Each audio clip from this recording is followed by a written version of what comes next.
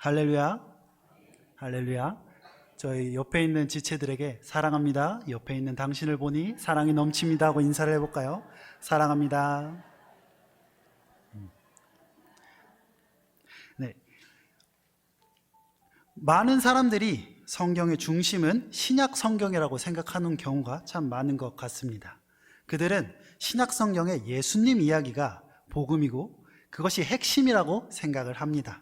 하지만 구약과 신약은 뗄 수 없는 하나로 이어지는 하나님의 이야기임을 저희는 알아야 합니다. 구약에서 예수님에 대해 언급된 이야기들은 참 많이 있습니다. 대표적인 예시로는 창세기 3장 15절을 저희가 떠올릴 수 있는데요. 아담과 하와의 타락 이후 하나님께서 말씀하신 부분입니다. 15절의 말씀을 제가 봉독하겠습니다.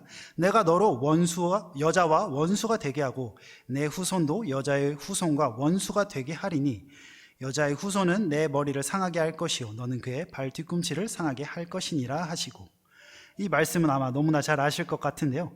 이렇듯 구약 성경에서 예수님과 연결되는 구절들을 저희는 메시아 텍스트라고 합니다. 오늘 구약에서 나온 메시아 텍스트를 중심으로 설교를 여러분들께 전하려고 합니다. 또 많은 성경 구절들을 읽으면서 설교를 진행하려고 하는데, 성경이 있으면 같이 열심히 찾으면서 들어주시면 감사할 것 같고요. 없으면 띄어지는 말씀을 같이 읽으면서 설교를 들어주시면 감사할 것 같습니다. 하나님 나라의 회복을 한 단어로 하면 무엇인지 알고 계신가요? 우리가 너무나 잘 아는, 교회에서 많이 쓰는 단어입니다. 복음이라는 단어입니다. 복음은 하나님 나라의 회복이라는 내용을 담고 있습니다. 복음은 한자어로 하면 복된 소리, 헬라어 원어로는 유앙겔리온이라고 합니다. 이 의미를 직역하자면 좋은 소식, 오늘의 본문에서는 아름다운 소식이라고 합니다. 복음에 담겨 있는 내용은 하나님 나라가 회복되는 것입니다. 하나님 나라가 회복된다는 것은 오늘의 본문 말씀처럼 하나님이 직접 통치를 하시는 것을 이야기합니다. 하나님께서 친히 오셔서 그의 팔로 다스리실 것이라는 소식입니다. 또 목자로서 우리라는 양을 다스리신다는 것입니다. 복음이라는 단어를 두고 학자들은 계속해서 이 단어가 어떻게 시작되었고 그 본래 의미는 무엇인지 계속해서 고민하고 연구하고 있습니다. 복음이라는 단어를 정치적으로 해석하려는 학자들은 이렇게 이야기를 하는데요. 초대교회가 로마 제국에 맞서기 위해 복음이라는 단어를 채택했다고 주장을 합니다. 그들의 근거로는 오늘날의 터키 지방, 당시에는 소아시아인 프린이라는 도시에 발견된 두 개의 돌판 비문에서 시작이 됩니다. 프린 달력 비문이라고 하는 이 비문은 주전 9년의 것으로 추정이 됩니다. 당시 달력을 사용하던 관습을 중단하자는 주장이 이 비문에 적혀 있습니다. 그리고 황제 아우구스티누를 구원자, 신이라고 부릅니다. 이 비문에 나온 중요한 문구로는 우리들의 신의 생일을 온 세상의 복음의 시작됨을 알렸고 라고 나와 있습니다. 여기서 나온 복음은 우리가 헬라어로 복음을 뜻하는 유앙겔리온, 좋은 소식입니다. 복음을 로마 황제의 탄생과 예수 그리스도의 탄생을 대조하고 세상을 구원하는 구원자는 로마 황제가 아니라 예수 그리스도다. 그리고 진정한 복음은 아우구스티누스의 탄생이 아닌 예수 그리스도의 탄생이라는 것을 보여주기 위해 초대교회가 복음이라는 단어를 사용했다고 몇몇 학자들은 주장을 합니다. 되게 그럴듯한 말이죠. 하지만 복음이라는 단어를 사용하는 것은 프린 달력 비문에서 시작된 것이 아닙니다. 오늘 읽은 이사야서 말씀에서 시작된 것입니다. 이사야서를 헬라어 구약 성경 곧 70인역으로 읽게 되면 복음을 전하다라는 뜻의 단어 유앙겔리조마이가 오늘의 본문 이사야서 40장 9절 그리고 이사야서 52장 7절에 등장합니다. 이사야서에서 말하는 복음은 하나님이 이스라엘을 두고 떠나셨는데 다시 돌아오심을 이야기하는 것입니다. 하나님이 왕으로서 통치하러 돌아오신다는 소식이 바로 하나님 나라의 회복입니다. 그것이 바로 복음이고 아름다운 소식이고 좋은 소식입니다. 근데 그렇다면 어느 본문에서 하나님이 이스라엘을 떠나셨다고 이야기하는지 한번 들여다보아야 할 것입니다. 그 본문은 저희가 에스겔서를 같이 한번 읽어보려고 합니다. 에스겔서는 바벨론 포로 시기에 쓰여진 책입니다. 에스겔 예언자의 활동 시기는 예루살렘 함락 이전과 이후라고 이제 보고 있는데요. 에스겔서를 보게 되면 에스겔서 1장 1절에서 에스겔이 환상을 보게 됩니다. 그는 이렇게 표현하는데요. 그는 하늘이 열리고 하나님의 모습을 보았다고 합니다. 영어로는 Heavens were opened and I saw visions of God. 이 영어를 직역하자면 천국이 열렸고 나는 거기서 하나님이 하실 일들을 보았다로 읽을 수 있을 것 같습니다. 그럼 에스겔은 하나님이 하실 일들을 보았고 적은 것이 에스겔서라는 것입니다. 에스겔은 환상들을 보았습니다. 에스겔이 보았던 장면들 중에 에스겔서 9장부터 11장을 읽게 되면 에스겔은 하나님이 예루살렘을 떠나시는 장면을 보았다고 기록되어 있습니다. 저희가 같이 성경이 있다면 에스겔서를 펴서 같이 읽어보면 좋을 것 같습니다. 먼저 에스겔서 9장 3절입니다. 네, 제가 읽도록 하겠습니다. 그룹에 머물러 있던 이스라엘 하나님의 영광이 성전 문지방에 이르더니 여호와께서 그 가는 배에 옷을 입고 서기관에 그릇을 찬 사람을 불러. 이제 여기서 집중해야 되는 단어는 하나님의 영광이라는 단어를 집중해서 따라와 주시기 바랍니다. 하나님의 영광이 그룹에 머물러 있었다는 것은 성전의 지성소에 있는 언약궤 위에 계셨다는 것입니다. 여기서 말하는 그룹은 지성소 안에 있는 언약궤 위에 있는 모양을 뜻합니다. 성전의 가장 안쪽인 언약궤 위에 하나님이 계셨다고 말하는 것입니다. 본래 하나님은 성전에 거하셨다고 에스겔은 표현하고 있는 것입니다. 이제 에스겔서 10장 3절에서 4절 말씀을 제가 읽겠습니다. 그 사람이 들어갈 때 그룹들은 성전 오른쪽에 서 있고 구름은 안뜰에 가득하며 여호와의 영광이 그룹에서 올라와 성전 문지방에 이르니 구름이 성전에 가득하며 여호와의 영화로운 광채가 뜰에 가득하였고, 구름이 성전 안뜰에 있었고 여호와의 영광이 성전 문지방에 이르렀다고 이야기합니다. 그리고 나서 뜰로 옮겨졌습니다. 여호와의 영광이 조금씩 밖으로 이동하는 장면을 에스겔이 보았다는 것입니다.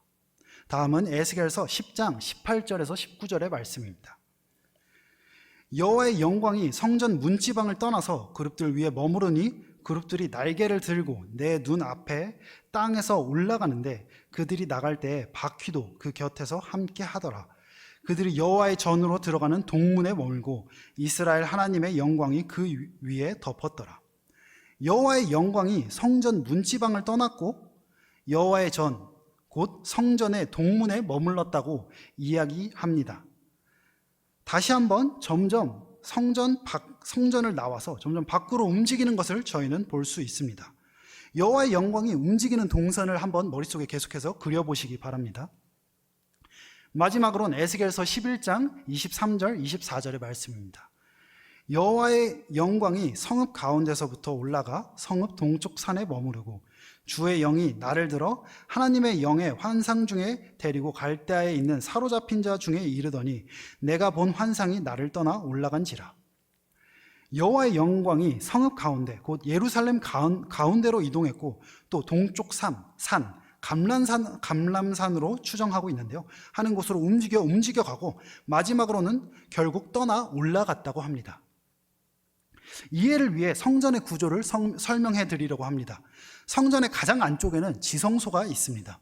그리고 지성소 안에는 언약궤가 있고 언약궤 모양으로 위쪽 부분에는 그룹의 모양이 장식되어 있습니다. 제가 사진을 준비했는데요. 그 위에 이렇게 날개를 이렇게 하고 있는 걸 저희는 그룹이라고 이제 하는데요. 네, 성전 문지방을 떠났다는 것은 이제 여호와의 영광이 건물 문 밖으로 나왔다는 것입니다. 그리고 동문으로 나왔다는 것은 건물의 동쪽 문이 아닌 성전 울타리 담으로 볼 수 있는 곳에 동쪽 문에 도달했다는 것입니다. 그리고 그 후에는 성전을 나와 예루살렘 성읍에서 동쪽에 있는 산으로 갔으며 마지막에는 올라가 버렸다는 것입니다. 그렇다면 에스겔서에서 계속 반복되어 나오는 구름이라는 단어와 여호와의 영광이라는 단어는 하나님의 임재를 나타내는 단어입니다.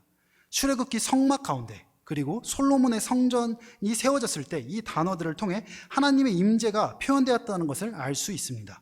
출애굽기 40장 34절 35절의 말씀입니다. 구름이 회막에 덮이고 여호와의 영광이 성막에 충만하매 모세가 회막에 들어갈 수 없었으니 이는 구름이 회막 위에 덮이고 여호와의 영광이 성막에 충만함이었으며, 출애굽기 40장은 하나님의 성막을 광야에서 처음 세웠을 때입니다. 하나님의 명령에 따라 성막을 지었으며 그 지으신 성막에 하나님이 임재하신 것을 알 수 있습니다. 다음으로는 역대하 5장 13절에서 14절의 말씀입니다.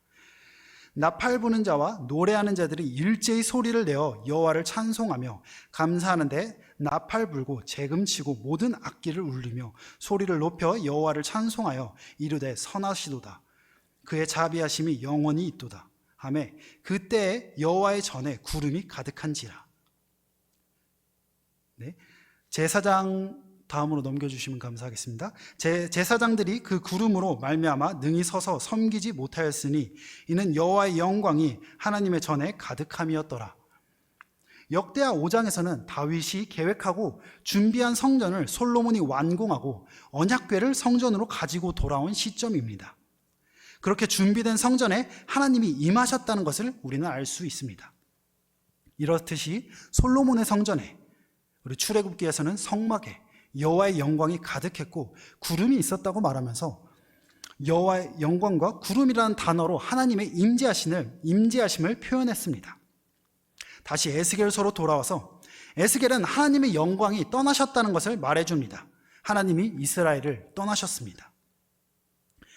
그리고 나서 스룹바벨과 사람들은 바벨론에서 70년을 포로로 살고 돌아와서 성전을 다시 재건합니다. 하지만 그 후에 제2성전기에 기록된 그 어떤 문서에서도 여호와의 영광이 임재했다는 기록이 없습니다.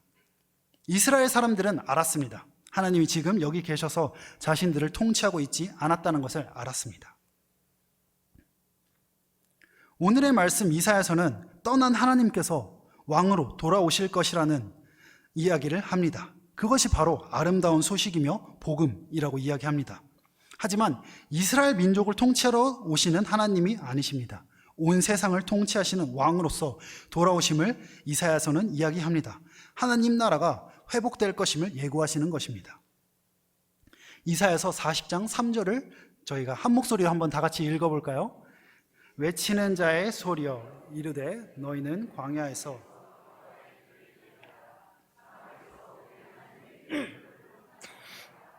아멘. 이사야서 40장 3절의 말씀을 보게 되면 오늘의 구절인 9절에서 말하는 아름다운 소식은 예수 그리스도를 칭하고 있다는 것을 알 수 있습니다. 혹시 3절을 읽어보면 무엇이 떠오르나요? 광야에서 외치는 소리, 세례 요한을 가리키고 있습니다. 9절은 우리 주 예수 그리스도가 왕으로서 통치하러 오심을 이야기하고 있는 것입니다. 그렇게 우리는 예수님이 이사야서에서 예언된 오시는 하나님임을 알 수 있습니다. 예수님은 이스라엘만을 위해 오신 분이 아니셨습니다. 예수님은 온 세상을 죄에서부터 구원하러 오신 하나님이십니다. 그런데 그렇다면 예수님께서 오셨는데 새로운 성전의 모습은 어떠할까요? 예수님은 우리를 성전이라고 하셨고 그 안에 거하시는 분이십니다. 다 같이 요한복음 1장 14절의 말씀을 읽었으면 좋겠습니다. 말씀이 육신이 되어 우리 가운데 거하심에 우리가 그의 영광을 보니 아버지의 독생자의 영광이요 은혜와 진리가 충만하더라. 예수 그리스도가 오셨으며 우리 가운데 거한다고 말씀하십니다. 헬라어로는 에스케노센 엔 헤민, 에스케노센은 거한다는 의미를 가지고 있는데요, 헬라어를 직역한다면 텐트를 치다, 회막을 치다의 의미입니다. 제가 아까 앞서 말씀드린 장면들이 떠오르실 것 같은데요, 하나님께서 거하실 회막을 치신다는 것을 우리는 알 수 있습니다. 우리 안에 성전을 지으신다는 의미입니다. 구약에서처럼 하나님의 성전에, 성막에 임재하셨던 것처럼 우리 안에 성전을 지으시고 세우시고 거하시겠다는 것입니다. 요한복음 2장 19절에 예수님께서 이렇게 말씀하십니다. 성전을 헐라 내가 3일 만에 일으키리라. 또한 바울은 고린도전서에서 예수님의 뜻을 성도들에게 상기시켜 줍니다. 성도들에게 예수 그리스도와 같이 우리의 몸이 성전임을 상기시켜 주는데요, 고린도전서 3장 16절, 17절에는 이렇게 이야기합니다. 너희는 하나님의 성전이며 성령이 너희 안에 있다. 고린도전서 6장 19절 20절에는 너희의 몸은 성령의 전이다. 그럼 요한복음 14절로 돌아와서 요한복음 1장 14절은 우리 안에 성전을 만드시며 그 성전에 말씀이 육신 되신 예수님, 곧 하나님의 영광이 우리 안에 있겠다는 것입니다. 하나님의 통치가 우리 안에 거하시는 성령님을 통해 이루어진다는 것입니다. 성부 하나님께서 말씀이 육신 되신 성자 예수 그리스도를 통해 그리고 성령님의 역사하심으로 우리 안에 거하시는 삼위일체의 사역이 이루어지는 것입니다. 삼위일체 하나님은 우리 안에 계시며 우리를 통치하십니다. 하나님의 나라가 회복이 됩니다. 우리를 죄에서 자유하게 하시며 선하게 이끌어 주시고 우리를 강제하지 않으십니다. 이 사실이 우리에게 아름다운 소식이며 좋은 소식이고 복음이고 하나님 나라가 우리 안에 회복되는 것입니다.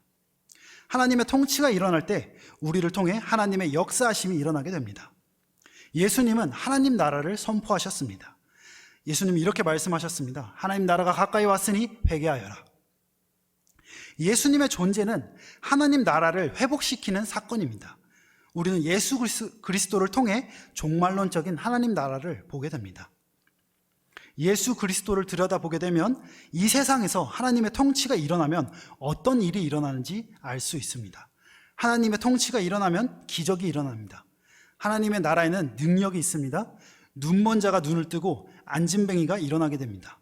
마음이 연약한 자는 담대히 하나님의 복음을 선포하는 능력을 얻게 됩니다.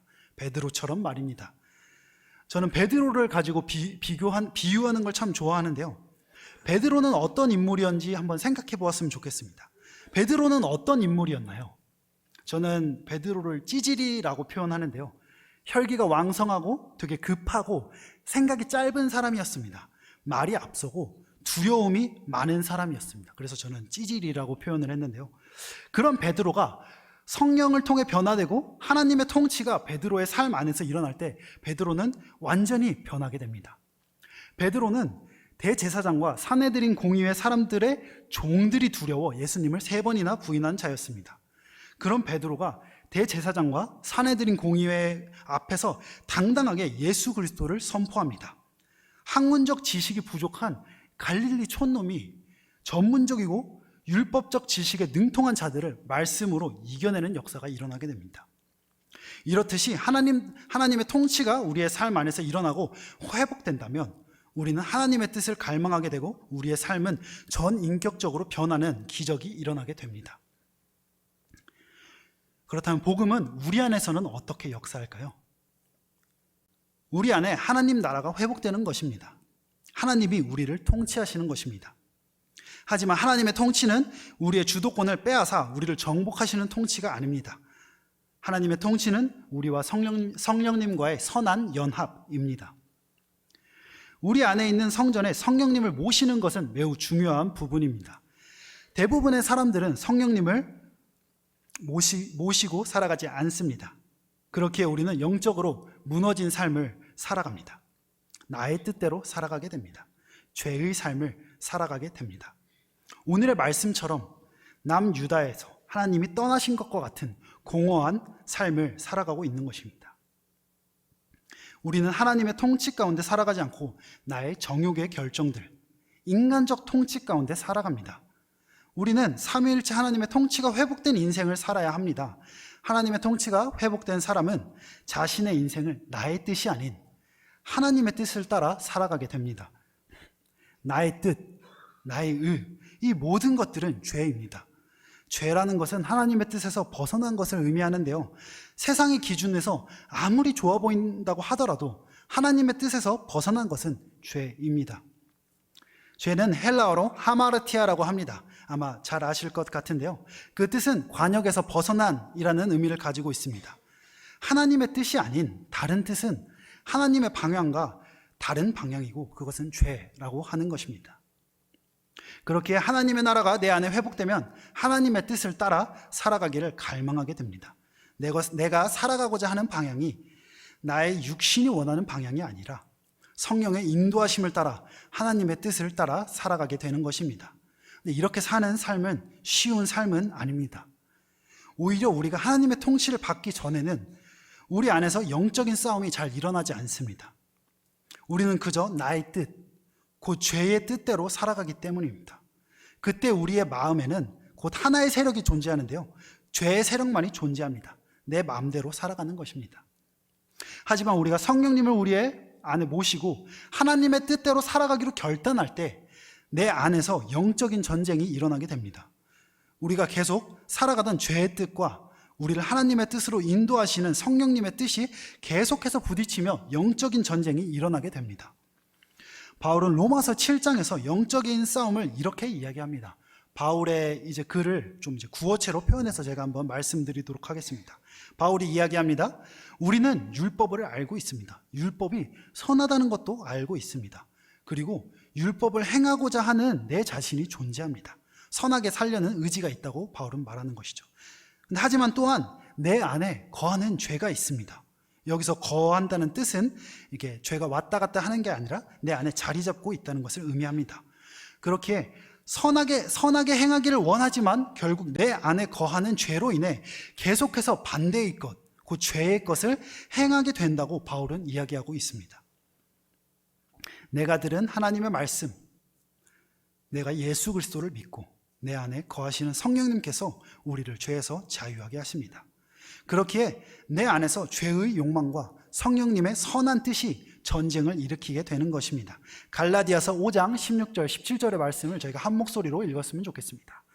내가 이르노니 너희는 성령을 따라 행하라.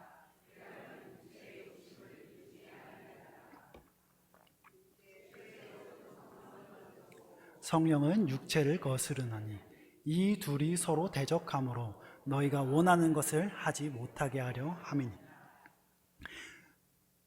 저한테 여기서 나온 17절에 나온 소욕이라는 단어가 저한테는 익숙하지 않았었는데요. 그래서 사전을 찾아보니까 욕망이라는 뜻을 가지고 있다고 하더라고요. 그래서 제가 이걸 생각해 보니까 결국 계속해서 매일매일 인간적인 악한 욕망과 싸우게 된다고 갈라디아서 5장에선 말하고 있는 것 같습니다. 우리는 인생을 살아가면서 많은 유혹들 가운데 살아갑니다. 우리는 죄인이기 때문에 계속해서 죄의 습관대로 살아가려는 관성이 존재합니다. 아무리 선하게 살아가려고 노력을 해도 죄를 짓지 않을 수는 없습니다. 성도님들도 그렇게 느끼시나요? 저는 매일매일의 삶에 그렇게 느끼고 살아가는데요. 하지만 낙심하지 마시기 바랍니다. 세상에서 가장 지혜롭고 세상의 것을 다 경험해 본 솔로몬은 전도서에서 이렇게 고백합니다. 전도서 7장 20절을 제가 읽도록 하겠습니다. 선을 행하고 전혀 죄를 범하지 않는 의인은 세상에 없기 때문이로다. 아무리 선한 사람이며 의인인 사람도 결국에는 죄를 범하더라 라고 솔로몬은 이야기합니다. 결국 우리는 죄를 짓습니다. 하지만 하나님의 통치가 우리 안에 회복된다면 우리는 조금씩 변하게 됩니다. 죄의 유혹에 100이면 100 넘어지는 삶을 살아가다가 우리는 조금씩 덜 넘어지는 자기 자신을 바라보게 됩니다. 100번의 유혹 가운데 90번만 넘어지게 됩니다. 그리고 또 시간이 지나면 또 변화된 자신을 보게 됩니다. 100번의 유혹 가운데 50번만 넘어지는 자기 자신을 보게 됩니다. 나의 인생이 조금씩 변하게 되는 것입니다. 내가 너무 미워하는 사람을 한 번 더 이해해주는 마음을 품게 됩니다. 음란한 마음을 품던 내 자신이 이제 그것을 경계하며 멀리하게 됩니다. 남을 미워하고 뒷담하고 시기하던 내 자신이 그 사람을 불쌍히 여기고 긍휼히 여기고 축복하는 기도를 하게 됩니다. 내가 육신의 뜻, 죄의 의지대로 사는 것이 아니라 하나님의 뜻을 따라 살아가게 됩니다. 하나님의 나라가 내 안에 회복된다면 이런 삶을 살아가게 됩니다. 이 모습은 새로운 모습이 아닙니다. 우리는 이 땅에 오신 예수님을 통해 마지막 때, 종말의 때 하나님 나라가 이 땅에 도래하면 어떤 모습인지 알 수 있습니다. 예수님은 성령님과 함께 하시면서 공생애를 보내셨습니다. 예수님은 사랑하셨습니다. 성육신 사건을 통해 자신이 인간의 육신을 가지면서까지 우리를 사랑하셨습니다. 죄 없는 예수님께서 흠없는 속죄제물로서 십자가에 못 박히시고 우리의 죄를 사하여 주시는 사랑을 하셨습니다. 또한 가난한 자들, 사회적 약자들, 아픈 자들과 함께 하시며 하나님 나라를 선포하시고 성령의 능력 가운데 그들을 치유하시고 회복시켜 주셨습니다. 예수 그리스도의 사건은 종말론적인 사건입니다. 우리는 마지막 때 하나님 나라에 들어간다고 합니다. 그때 우리는 완전하신 하나님의 통치 가운데로 들어가는 것입니다. 예수 그리스도와 같은 삶을 우리가 살아가게 되는 것입니다. 그것이 복음입니다. 우리에게 아름다운 소식이고 좋은 소식이고 기쁜 소식입니다. 우리 홍강 공동체가 각 지체 안에 하나님 나라가 회복되는 삶을 살아가기를 주님의 이름으로 간절히 축복합니다. 함께 기도하시겠습니다. 내 안에 하나님 나라가 회복되기를 기도했으면 좋겠습니다. 우리가 죄의 길에서 벗어나기를 결단하고 하나님의 통치를 바라는 삶을 살게 해달라고 기도했으면 좋겠습니다. 그리고 저희 이제 6월 달에 있을 홍강 전도잔치와 하나님을 모르는 영혼들을 위해 주여 한번 간절히 부르짖고 기도하겠습니다. 주여, 아버지 하나님, 주님 하나님 나라가 회복되게 하여 주시옵소서. 주님, 우리를 통치하러 와 주시옵소서. 주님, 우리가 주님과 통치하며 걸어가는 삶을 살아가기를 원합니다. 주님, 주님의 영광 가운데 살아가기를 원합니다. 정말 삼위일체 하나님의 역사가 우리 가운데 일어나기를 원합니다. 나의 삶이 변하기를 원합니다. 주님, 내가 남을 미워하고 시기하고 질투하던 나의 삶에서 남을 위하고 남을 위해 축복하고 기도하는 삶을 살아가게 하게 하시옵소서. 주님, 내가 육신의 의지대로 죄의 뜻대로 사는 것이 아니라 하나님의 뜻을 갈망하며 살아가는 내가 되게 하여 주시옵소서. 주님, 홍광 전도잔치를 위해 기도합니다. 정말 많은 영혼들이 하나님의 통치 가운데로 들어가기를 원합니다. 정말 많은 영혼들이 복음을 듣고 하나님께로 나아오는 역사가 있기를 원합니다. 이 모든 것들이 온전히 주님의 뜻 안에 이루어지기를 바랍니다. 이 모든 간구와 기도를 예수 그리스도의 이름으로 기도드립니다.